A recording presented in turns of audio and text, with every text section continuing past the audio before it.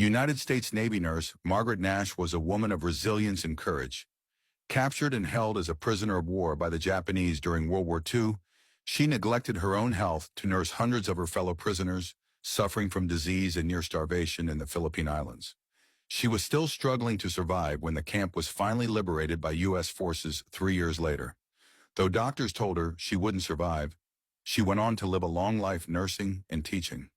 In early December 1941, U.S. Navy nurse Margaret Nash waited at Cavite Naval Base in the Philippines for her fiancé to arrive aboard the USS Penguin. She planned their wedding for the coming Valentine's Day. Less than a month later, Margaret was a prisoner of war, captured by the Japanese. She would suffer terror, illness, and near starvation more than 3 years before her liberation. And she would not hear a word about her fiancé for nearly 4 years. Margaret was one of 11 U.S. Navy nurses captured in Manila in January 1942. They were allowed to continue to nurse wounded American servicemen for a short time before the Japanese whisked them away from their patients to Santo Tomas internment camp. The Navy nurses set up a small hospital in the civilian camp and offered medical care to other prisoners, who were citizens of Allied countries unable to escape before American Filipino forces surrendered the Philippines to Japan. Conditions were tolerable for the first year, until more captives were brought into the crowded camp.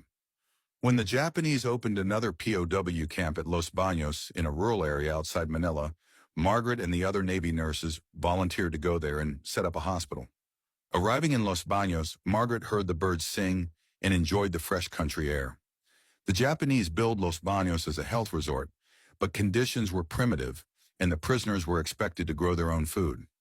Vegetables flourished in the fertile soil, but more and more prisoners transferred into the camp.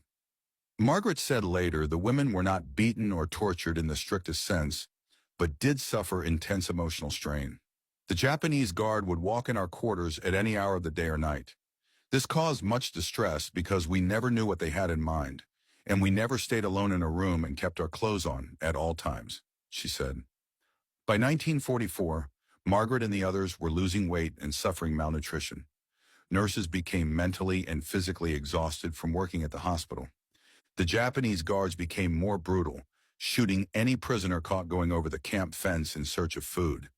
Eventually, the inmates were reduced to eating leaves and even digging up loathsome slugs for food. "We'd look outside the fence and see monkeys in the banana trees," Margaret said later. "We'd see them peel bananas. We stared at them. We were really starving."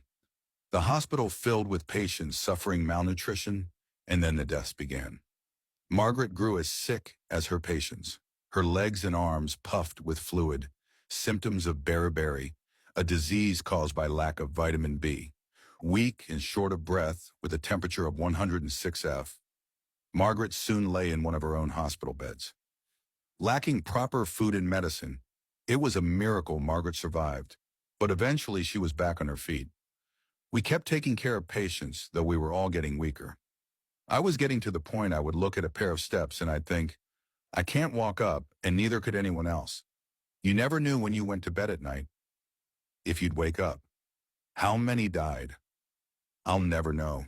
2 or 3 would die every day. One would say to another, if you think you're going to die, you better start digging your grave because I am just too weak. In September 1944, U.S. forces landed in Leyte and started to liberate the Philippines. But by Christmas, it was clear the prisoners might not survive long enough to be rescued. The first week of February 1945, American forces broke down the gates at Santo Tomas, where Margaret had initially been imprisoned.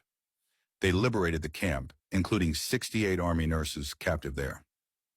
The news leaked into Los Baños, but days turned into weeks, and Margaret feared Americans did not know the camp existed.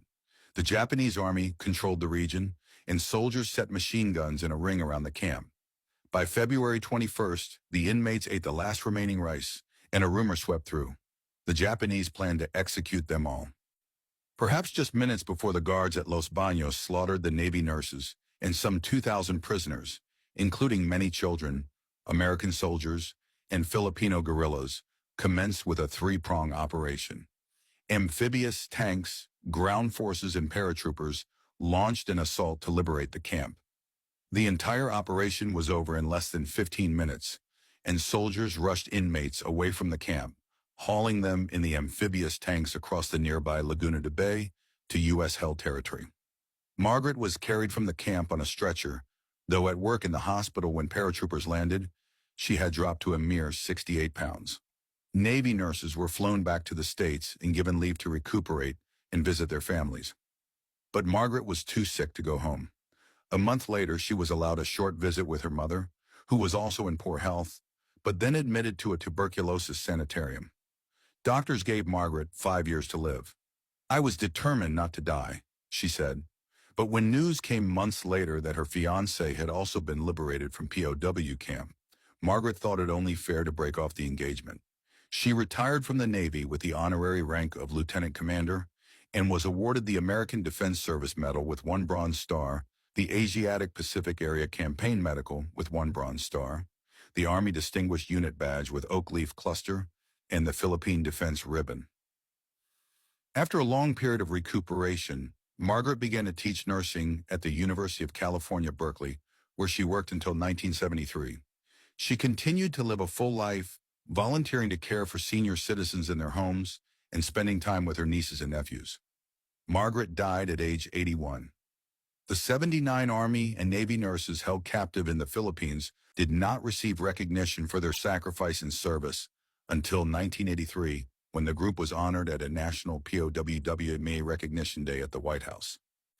To read 20 more harrowing stories of women in combat, please check out the book, Women in War, a gripping collection of the untold true stories of history's bravest women warriors, by David Yuzuk, available now on Amazon as a paperback and ebook.